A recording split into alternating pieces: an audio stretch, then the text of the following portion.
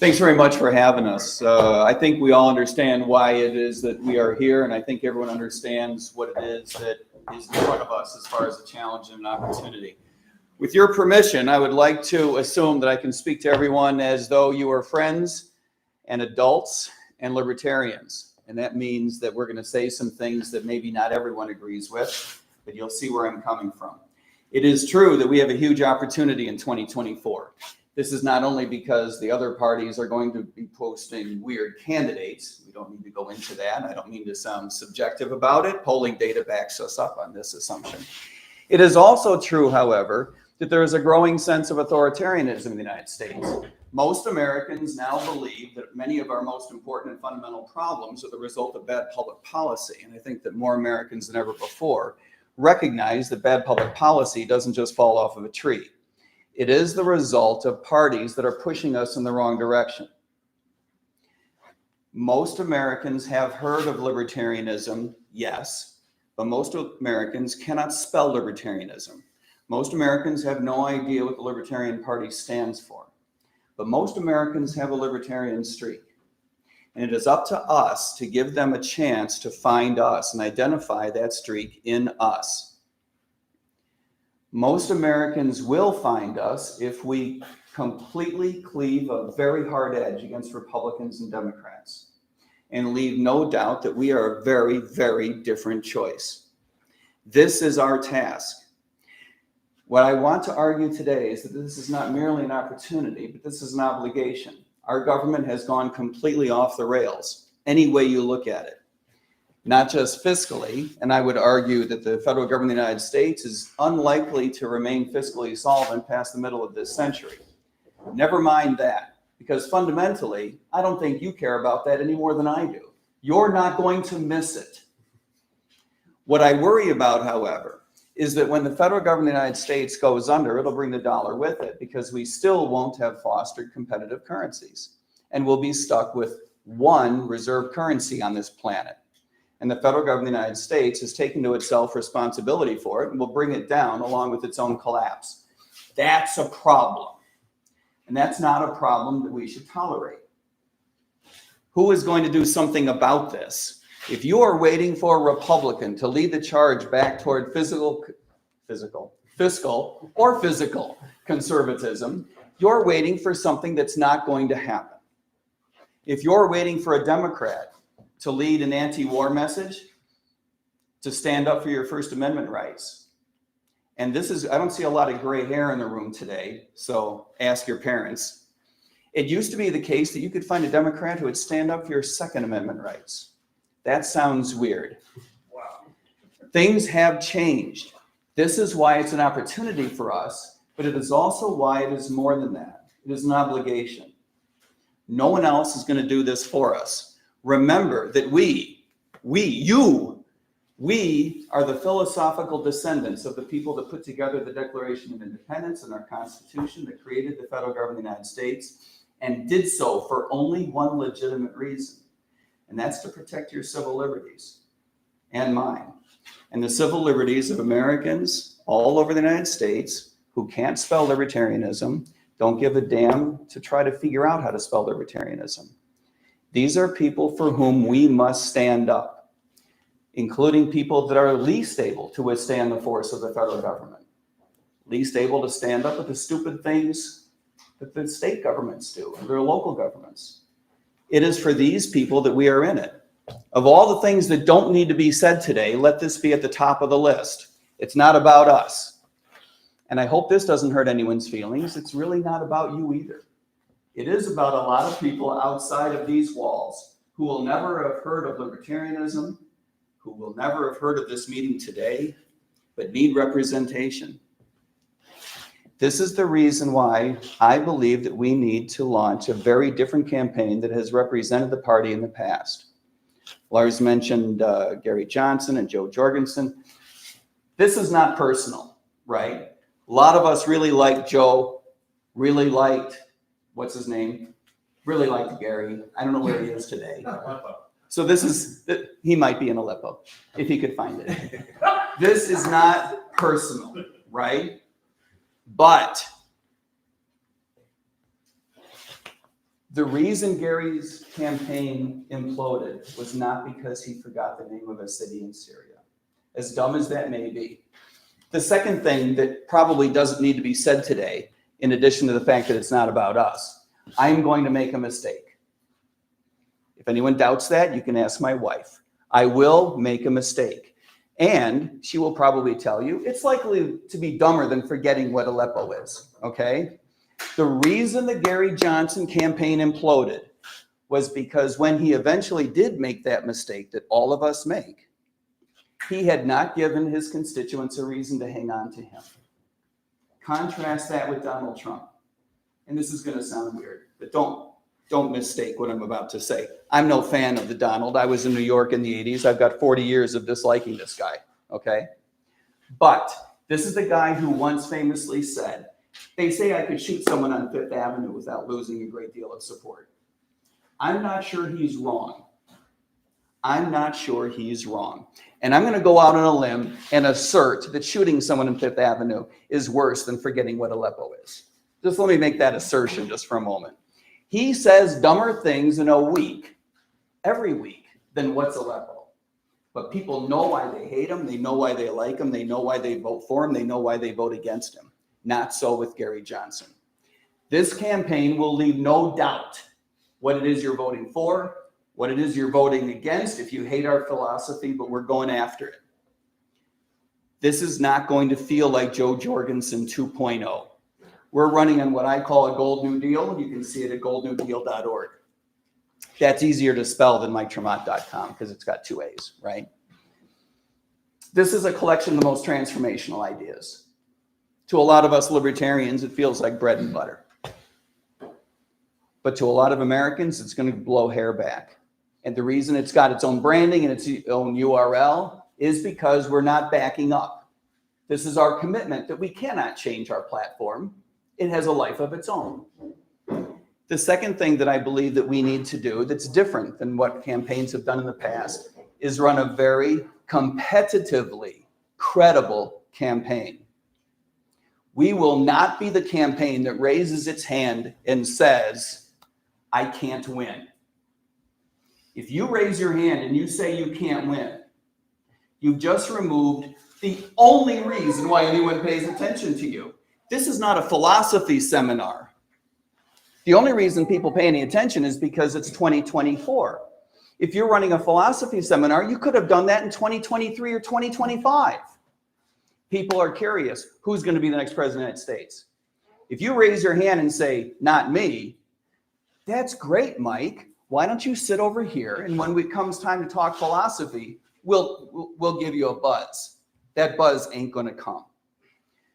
We lean very hard into preserving our credibility because we're running on such a transformational platform. We do that by protecting all of our plans, all of our details. We explain what it means to end the Fed. And yeah, end the Fed. It's exactly what people need to hear. We lean very hard into my personal background in public service and public policy. I was a professional economist for 25 years. I worked for the White House for a couple of years. I've worked for other public agencies. I had my own business educating financial services executives for almost a decade. For another decade, I worked in Washington as a professional advocate for freer markets, greater competition, less regulation. I've taught economics at 3 different universities. As a second career from the age of 49 to 60, which is to say until a couple of years ago, I was on the road in South Florida as a police officer. This is why I spend so much time talking about the need to reform, fundamentally change the way that we manage police officers, the way that we manage police agencies, the way that we need to change the criminal justice system. And when it comes from a cop, people listen. When I say the war on drugs is stupid and doesn't work, it matters when the guy who's saying it is someone who has performed CPR on one kid after another. And by the way, I'm not that good at it. If I'm the one performing CPR, you're in a lot of trouble. A lot of trouble. I've seen the real world. I know how it works, and it's not pretty. And the war on drugs is hurting us, not helping us. I spent a lot of time talking about international finance, free markets. We do need to end the Fed, and we need to cap the amount of money that we allow the federal government to spend. These ideas are big. This election's not going to be about small ideas. And we need someone who can deliver these messages in a very credible way, because we are in it to win it. We are not in it to ruffle some feathers only. If we make some heads explode along the way, then that's the way it's going to be. But this is the way to get attention, to run a bold platform with a lot of credibility. If your only objective is to brand the party correctly, this is the way to do it. If your only objective is to get a lot of votes, get a lot of attention, and get big donations, by the way, this is also the way to do it. You have to run both with credibility and a lot of transformational messaging. That's what we have going on. I hope that makes some sense. What can I answer for you, questions-wise? Please. You mentioned the government defending our civil liberties. When you use that phrase, When it works well. When you use It's been a while. Yes, 260 years. 260 years. Do you mean anything different with the phrase civil liberties from the phrase natural rights? It can mean different things. For me, it doesn't. But I think for a lot of other people, it does. And that's one of the things I think that we need to communicate to people, is that the liberties that we want the federal government to protect, this is a stretch, just like you and I, it's hard for even us to say it without smiling, right? Mm-hmm. Those liberties don't come from the federal government. They don't come from any government, right? They come from fill in the blank. For me, my faith says it comes from a higher authority, right? And we ask the federal government to protect them, not to give them to us. I don't know if that's exactly what the page you're on. Yes, sir. I'm going to ask you the same question. It's criminal. It's criminal. The surgery or the hormone? It's criminal. No, it's criminal, and I'll explain why. For you to undertake a surgery like this, which is both discretionary and life-changing, and there are not too many things in that category that are both discretionary and life-changing, right? But this is one of the few. I'm going to say it's a little bit different than a tattoo. Okay? Some similarities, I get it, but a little bit different than a tattoo. You have to participate in that decision. You have to participate in that decision. If you cannot participate in that decision shouldn't be made until you can participate. Think about how complicated the decision is.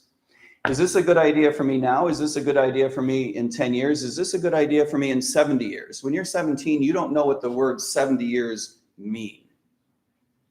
Is my doctor an idiot? Is my mom an idiot? Is my dad an idiot? What are my alternatives? What are the costs? What are the benefits? Let me lay on you one more thing a 17-year-old boy doesn't understand. What is a boy? What is a girl? 17-year-olds don't know how to answer that. They'll give you an answer. I love the bumper sticker that says, hire a teenager while they still know everything. It is for this reason that I believe that an age of consent must be reached. We're not suggesting don't do it. We're suggesting you can't decide until you've reached an age of consent. I'm no expert in what the age of consent should be, right? But think of all the numbers it's not. See where I'm going? It's not 11. I don't know what the right number is, but cultures have to make that decision. And the decision about making a discretionary, life-changing operation has to be made by the person who is being subjected to it. And they cannot fully participate in that until they've reached a certain age. Please. Mike, as a former police officer, Idaho recently did a raid on a harm reduction clinic. Harm reduction? Harm reduction clinic, voluntary, all voluntary harm reduction clinic, because it was participating in best practices that were currently illegal in the state of Idaho. In addition to that, our Idaho legislature has also criminalized one of the things they were doing that was illegal. How do you feel about voluntary harm reduction in conjunction with? I assume the voluntary harm reduction had something to do with drugs that the state of Idaho decided were illegal? They were providing. Not that it matters, I'm just curious. The distribution of paraphernalia Yep. associated with certain drugs rather than the drugs themselves. I understand. Good one. Look, there's a whole category of bullshit that I believe should not be criminalized. Okay, this is a very difficult situation. I appreciate the fact that it's a difficult situation for police departments and sheriff's offices, right? I have a hard time forgiving sheriff's offices and police departments for enforcing everything that they're asked to enforce, but I also recognize that the problem is with the state legislature at its core. Right? That's a problem. There are plenty of problems with police tactics as well, and that's a separate conversation. Because even if we all agree that's what's going on and the inside needs to be stopped, that doesn't mean a no-knock warrant is acceptable. That doesn't mean that you can skip the process of getting a warrant. Those are tactical issues. But it is at the legislature level that we need to stop the bullshit of criminalizing things that don't have a victim as a general proposition. That covers a lot more things than the war on drugs, right? In my view, the war on drugs actually makes you a victim if you are addicted to something, because now the state is coming after you. Now you got two problems. You got a medical problem, you got a legal problem. By the way, you got a legal problem because you have a medical, that's weird. I don't think it's fair for the state to turn you into a victim in order to justify kicking in your door. Actually, I think we're out of time for questions. Okay, I'm sorry. Yeah. Well, thank you. I appreciate taking the time. I'll hang around the back for a few minutes. I've got really fancy brochures, and they're beautiful and they're paid for. So I'm going to hand them out to you. Thanks. Mr. Chair, I move